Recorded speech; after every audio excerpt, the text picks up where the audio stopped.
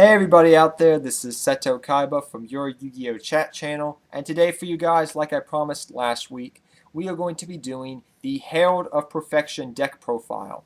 Herald of Perfection I've been playing for about 2.5 years, going on 3 years, and it's one of the most funner casual decks that I like playing with. I play with it a lot at locals, I also play with it a lot online, and I also play with it when I go to regionals, just on the side, just for fun, because it's just a fun, casual deck to play.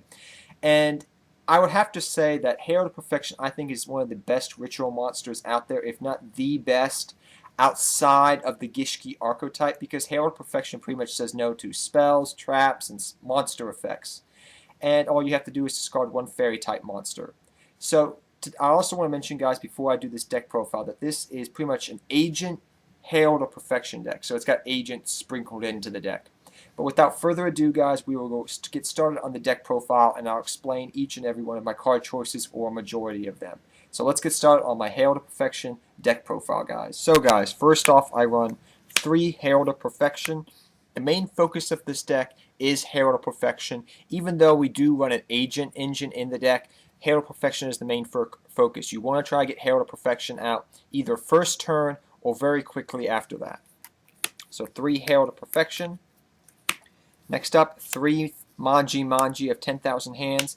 Manji of 10,000 Hands searches out all the combo pieces you're going to need for your performing the ritual summoning to get Herald of Perfection out. So you can search out Herald of Perfection, you can search out Advanced Ritual Art, you search out all your different combo pieces to commence the ritual summoning.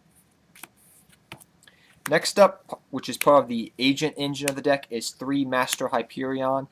For a long time, I was just running 2 Master Hyperion, but I decided to bump it up to 3. There's a whole bunch of different ways you can get Master Hyperion out on the field. One of the ways is with a card that I will refer to a lot in this video. It helps a lot set up a lot of different combos with the deck, and that card is called Valhalla of the Fallen. Pretty much, you can activate Valhalla the Fallen, or if Valhalla the Fallen is on the field still, you can just special summon any fairy-type monster to the field. So you can special summon Master Hyperion right away without banishing any agent monster.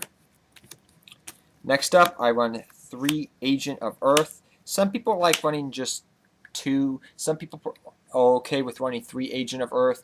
I'm fine. I like running 3. There's a whole bunch of different combos you can do. It helps you tune up, synchro up with Valhalla the Fallen. Some combos you can do is if you have Venus, you can special summon Venus with Valhalla the Fallen's effect. Then you can normal summon Earth, bring out the shiny balls, and make a synchro monster of any type you want to. So there's a whole bunch of different combinations you can do with Earth.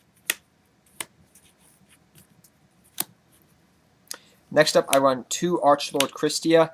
I've been, for about a month after we knew the ban list, for about a month, ever since the ban list came out back in December, I tried running 3 Archlord Christia. I have tried and tried, but it just seems to get dead drawly. It doesn't work well.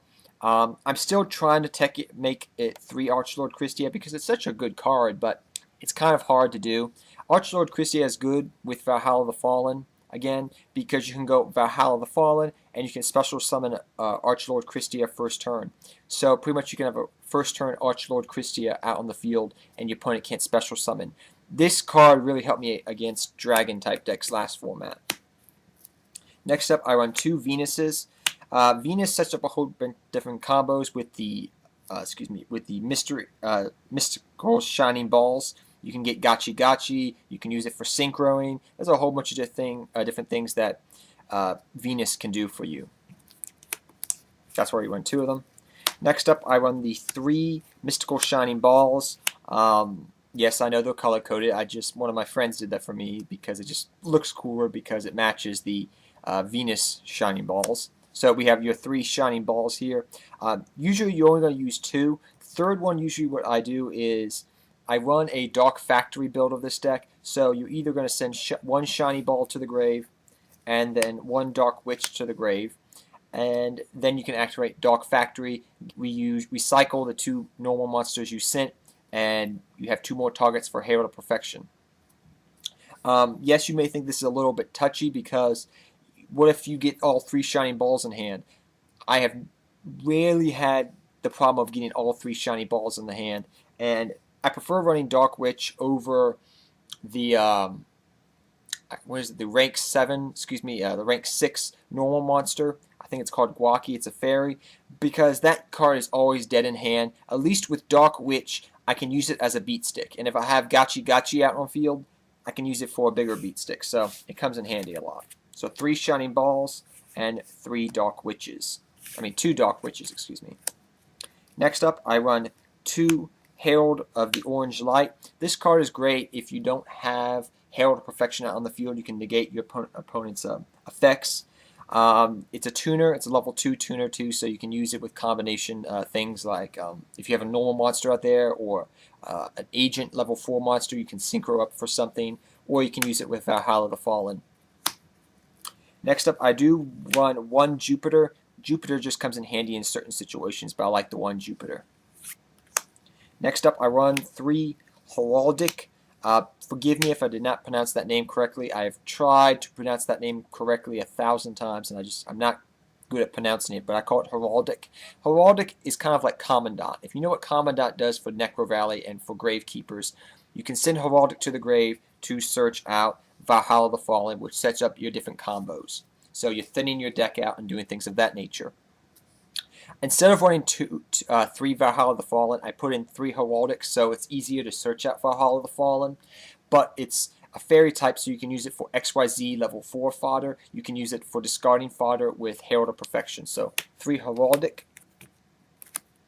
Next up, I run 1 Athena.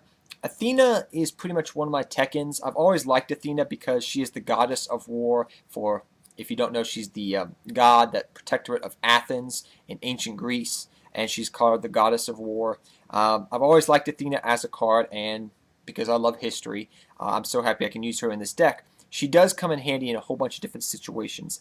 If somebody somehow gets over Herald of Perfection, you can go Valhalla the Fallen, special summon Athena, normal summon another monster, tribute that monster, and get Herald of Perfection back on the field. Otherwise, she can be used as just a 26 beat stick, and she's been very, very, very good at that too.